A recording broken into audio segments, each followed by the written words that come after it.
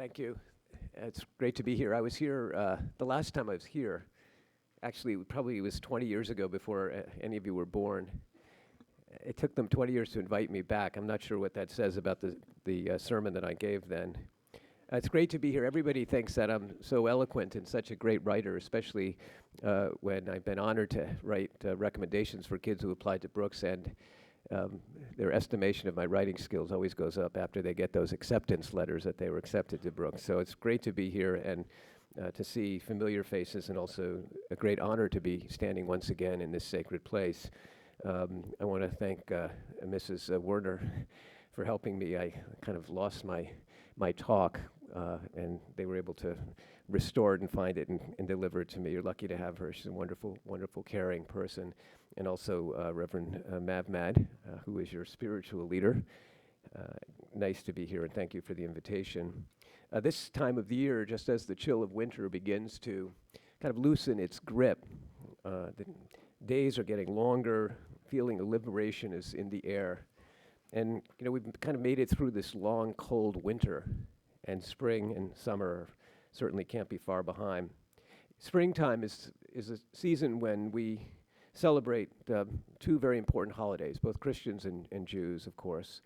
And for Jews, this coming Monday night begins the week-long observance of Passover, a celebration of our ancestors' liberation from Egyptian bondage. And Passover is a holiday during which we actually relive our forebears' hasty departure from Egyptian slavery. We even eat the food that they ate, the matzah, the unleavened bread, which, because they fled so quickly, had no time to rise. The dough didn't have a chance to rise because they left so quickly. On the first two nights of Passover, Jewish families gather and hold a seder, a dinner in their homes with friends and family, and they retell the story of the Jewish people's exodus from Egypt. Brooks, of course, is an Episcopal school, and so I would gather it's safe to assume that you all know the Bible inside and out.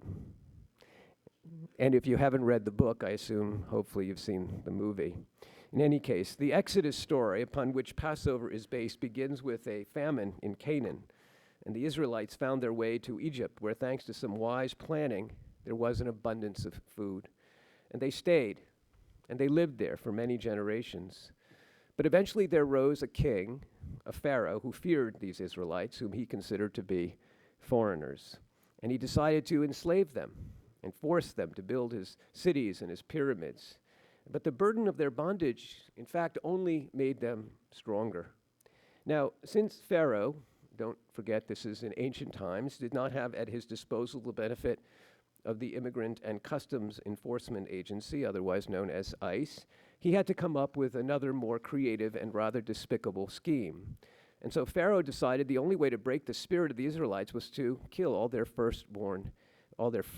newborn baby boys. Now fast forward. Moses, an Israelite, was born. His mother managed to save him. You maybe remember the story. She put him in a little basket and floated him down the Nile.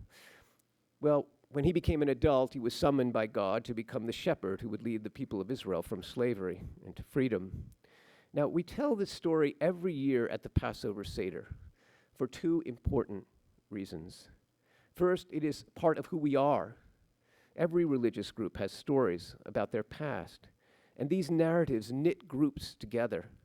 They remind us that we share history, and perhaps even more importantly, we share a destiny.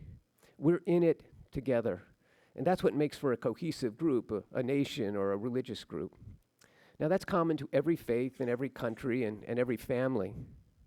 The stories we tell about our past, they give us an identity, some meaning to our existence and purpose to our being.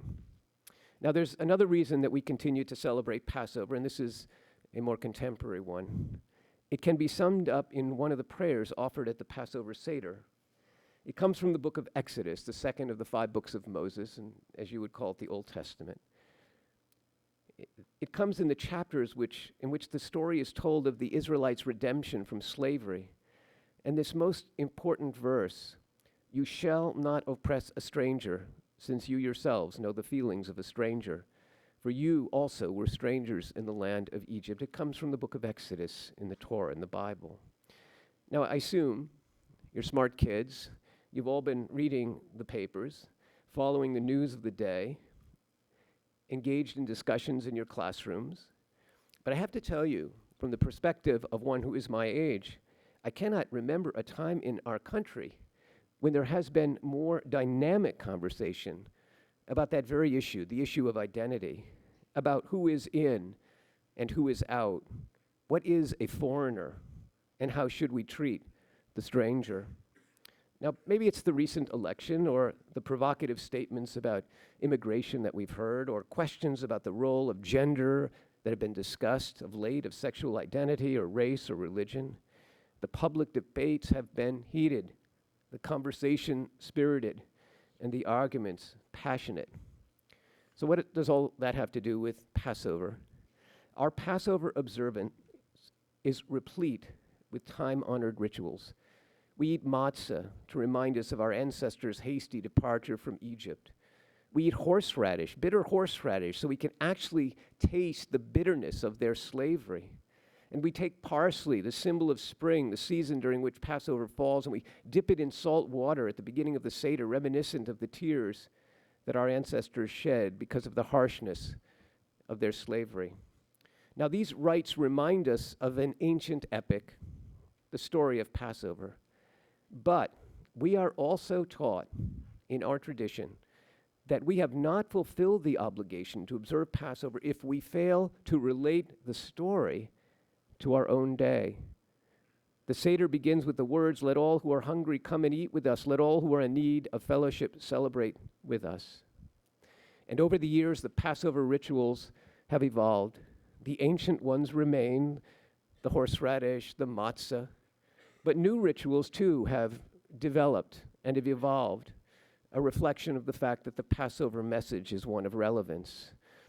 There are many examples, but one that comes to mind is a ritual that began almost 30 years ago, and many, many Jewish families observe this ritual at Passover. We put an orange on the Seder plate, along with the more ancient customs of matzah and horseradish. The bright orange fruit stands out. It stands out as a reminder of those in our own community who stand out, the people who are different than we are because of their religion or their gender or their sexuality or whatever, their race. The orange reminds us of the strangers in our own generation. They are the outsiders of our own day, hungry for the spiritual nourishment that comes when you are part of a community. These are the people that we avoid, maybe exploit. The pure person who is different than we, who makes us uneasy, just as Pharaoh in ancient Egypt felt threatened by the Israelites. Passover, an ancient celebration, but it is, in its best sense, a mixing of old and new rituals, but they all share the same intent, to remind us of the timeless meaning of the holiday. Its message, one as current as last night's Twitter posts or this morning's newspaper headlines. So whether you are Jewish or Christian or Muslim or Hindu or none of the above, we can all learn from the lessons of the ages, from the sacred tomes of our religion, whatever that may be, or from the volumes of great literature or science or philosophy that you study every day. There is power to be found in that knowledge. And where does true redemption come? True redemption can come when we take the wisdom of our respective traditions, when we allow ourselves to be inspired by those lessons in our own way, when each of us, no matter where we find that inspiration, when each of us works to bring healing and hope and tolerance and forbearance and peace into our world. That was the message of Passover in ancient times. It is a message that remains as relevant in our own day. And let us all say, Amen.